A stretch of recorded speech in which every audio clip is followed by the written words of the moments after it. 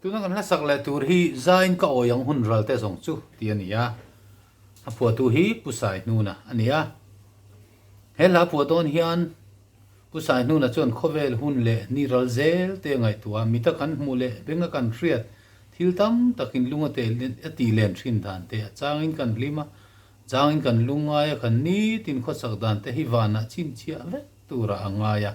ti chuan kan ni tin nun dan te that lo chuan nakina remna na sa le rap thak tak kan la tur don sia ma se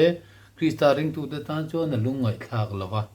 krista fel na le atlan na zara cha tuan lom na ro pui tak kan la chang don ani ti in he la ro pui tak Zaiin ka oyang hun ra te zong chu ti hi alo phuah ta ani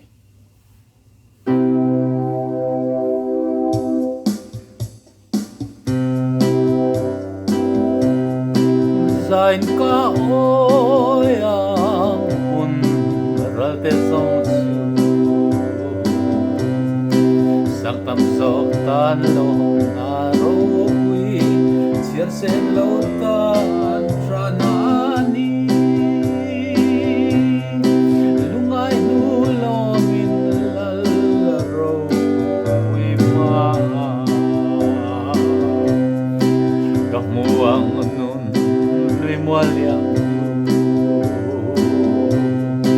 hekin sia ka chuang ma se sua kim na ralia ifel na sara ka ngai lo ba eden thin nuaya na bangin kan ra iram moi va ka thlen na hung chuan ka sual hura ina vara kan la lima nuela rama chuan ka muang nun lui mua liang hekin sia ka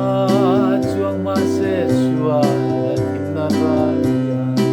ifel na sara ka ngai lo le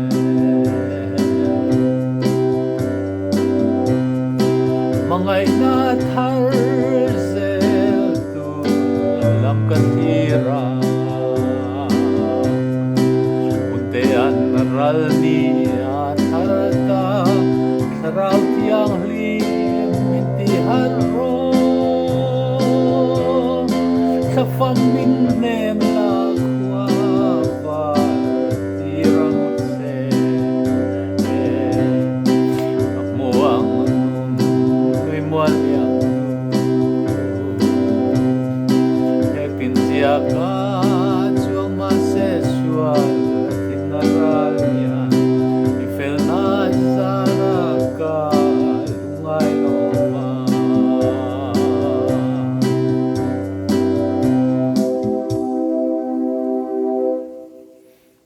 hela hian chang thum na to pera hian thlafam min nem la khua va tirang che ti oma he hi sai nu na nai ta pokhana tu le fatin an soi to wa he kan le taksa kan ril ru kan thla kan sol ni tin sual lam ngai tu reng mai thei he hi pu sai nu jan thlafam ati ani thlafam hi chu mithi tina lamania chu ben thlafam min nem na ti hi chu ani mel lova thlafam min nem la khua va tirang che thlafam ani ti ani